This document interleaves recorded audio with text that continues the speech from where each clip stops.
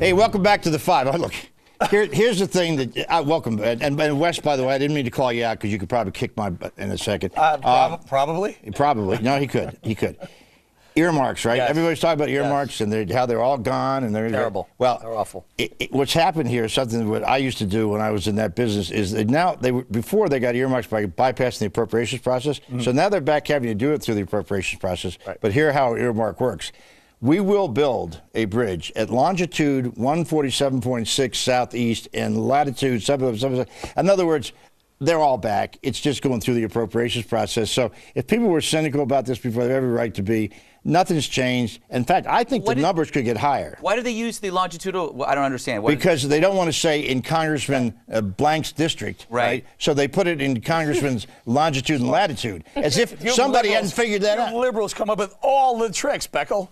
Well, nothing wrong. It's a trick. It's not a trick. It's a Jeff. You don't study longitude and latitude. That's your problem. To stutter? No, I'll tell you the one thing. Now that we have the satellite positioning, those guys are in real trouble. Figure out where these things are. But I just wanted to make that point.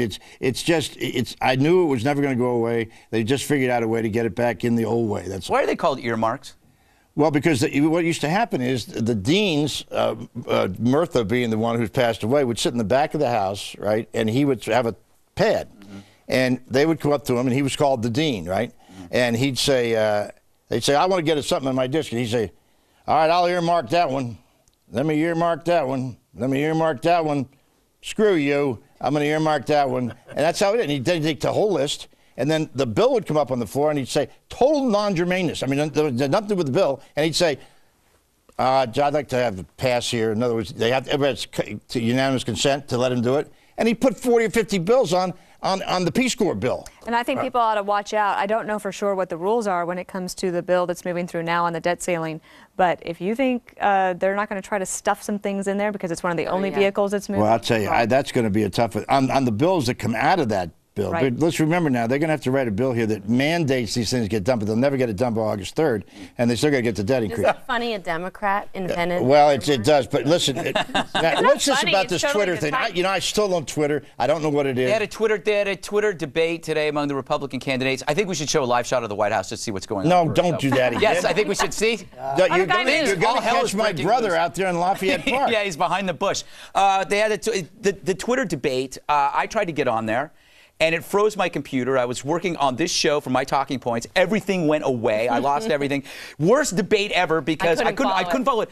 Essentially, it was different than the other Twitter debate in which the answers were actually tweeted. Not just the questions, but the answers. And so you had to sit there and you had to follow it along, and it literally were the candidates all in a room? No, they're all over the place. Wherever. They're everywhere. But they have 140 characters to answer the question. This might be the first and the last. Which, by the way, we need to point out that all the people who Twitter me and say, get Bob Beckel a Twitter account, we're working on it. No, I can't do it. No, I got to tell you. I'd screw it up, or I'd say something bad. I certainly wouldn't put my underwear on there, but I mean. The great thing about Bob is that... It wasn't just your underwear that would be a problem, thank God. But I used to get tax deduction for my underwear, but I don't do that anymore. I got to tell you, I just want to say this. See, Bob is an example of a life not lived online. No one goes to their deathbed thinking about a great tweet or a great Facebook status. But Bob, you've lived a life on Earth, not online, which is beautiful. I couldn't say anything in 145 characters. It's impossible. But listen, talk about somebody.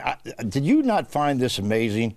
That Michelle Bachmann, who I usually have my disagreements with, but she has had a series of migraine headaches, which a lot of people do. I have a migraine headache from sitting next to you just about every day. You know, why did I give that softball right down to you? I mean, it's unbelievable. And you took it, didn't you? But this has been known around Washington for a couple of years. A lot of people have migraines.